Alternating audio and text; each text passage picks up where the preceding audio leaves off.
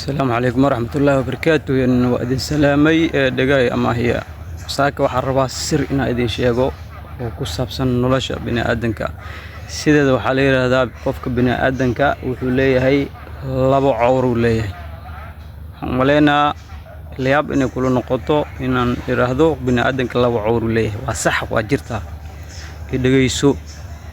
حدق دقين لابو عورو لي هي عورو waa mid isla markaas tii aan naqiinay oo cawrada caadiga ahayd ee qofka bini'aadanka uu leeyahay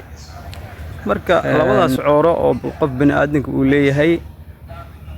midna waxa mataqaana lagu asturaa dhar midaas waa cawrada caadiga ah ee naqiinay ee qofka bini'aadanka cawrooyinka uu leeyahay mid ka mid ah waa mid ugu sareysa waayahay cawrada labaad horta maxay tahay waa nafta waay cawrada labaad waa nafta qofka bini'aadanka cawrada labaad uu leeyahay nafta waay waayahay tan hore maadaama ee mataqaana aan sheegnay in mataqaana dhar lagu asturaayo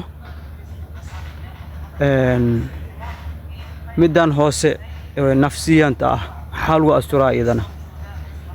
su'aal meesha taagan waaye jawaabteeda haddaba waa tana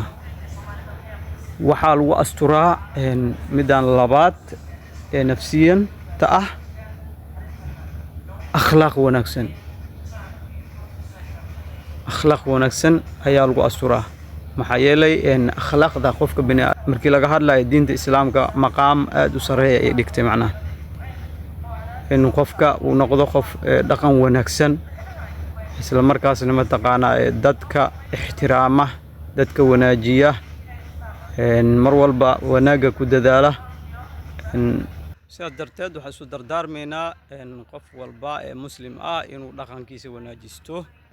ku dadaalo akhlaaqda wanaagsan adin leeyahay kulanta dambe oo xiiso leh